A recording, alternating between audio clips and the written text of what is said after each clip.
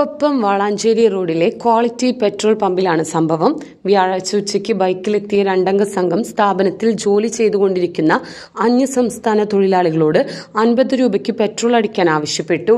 ഇത് അടിച്ചുകൊടുക്കുന്നതിനിടെ സ്ഥാപനത്തിലെ ജീവനക്കാരനോട് മോശമായ രീതിയിൽ പെരുമാറുകയും പെട്രോൾ അടിക്കുന്ന നോസിലുകൾ എടുത്തു മാറ്റാനും ശ്രമിച്ചു.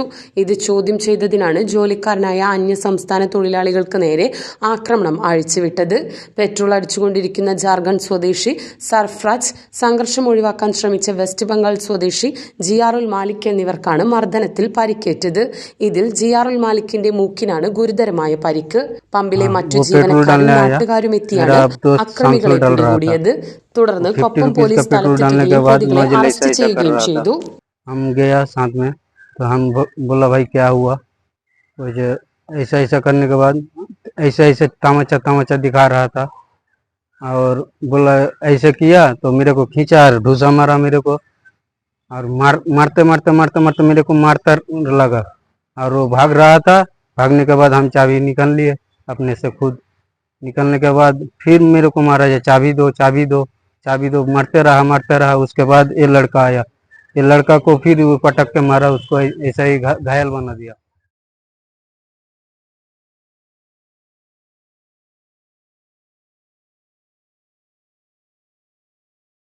കൊപ്പം ക്വാളിറ്റി ഫീൽഡ്സിലെ ജീവനക്കാർക്ക് നേരെ ഉണ്ടായിട്ടുള്ള അക്രമം തികച്ചും അപലപനീയമാണ്. ശരിക്കും പറഞ്ഞാൽ ഒരു പ്രകോപനവുമില്ലാതെ ആ പമ്പിലെ ജീവനക്കാരുടെ നേരെ രണ്ട് ആളുകൾ വന്ന് കയ്യേറ്റം ചെയ്തിരിക്കുകയാണ്. കേരളത്തില് ഇപ്പൊ അനുദിനം പെട്രോൾ പമ്പില് ഇത്തരം അതിക്രമങ്ങൾ വർദ്ധിച്ചു വരികയാണ്. ഇതിനെതിരെ അധികൃതരുടെ ഭാഗത്ത് ശക്തമായ നടപടി ഉണ്ടാവണമെന്നുള്ളതാണ് അസോസിയേഷന്റെ ഭാഗമായിട്ട് പറയാനുള്ളത്. പെട്രോൾ പമ്പ് മേഖലയിൽ ഇപ്പൊ പണിയെടുക്കുക എന്ന് പറഞ്ഞാൽ ഒരു സുരക്ഷിതമില്ലാത്ത അവസ്ഥയിലേക്ക് കാര്യങ്ങൾ പോയിരിക്കുകയാണ്. ഒരു പ്രകോപനവുമില്ലാതെ ജീവനക്കാരുടെ നേരെ അഴിഞ്ഞാടുക എന്ന് പറഞ്ഞാൽ അത് നമുക്ക് ഒരിക്കലും അംഗീകരിച്ചു കൊടുക്കാൻ കഴിയുന്ന ഒന്നല്ല. ഓരോ പർച്ചേസിനൊപ്പം ലഭിക്കുന്ന സമ്മാന കൂപ്പൺ നറുക്കെടുപ്പിലൂടെ ദിവസേന നേടാം TV, fridge, washing machine, oven, gold coins, mobile phone, gift വൗച്ചറുകൾ തുടങ്ങി നിരവധി സമ്മാനങ്ങൾ. Immanuel Silks, M Space shopping centre, Mele Pattambi.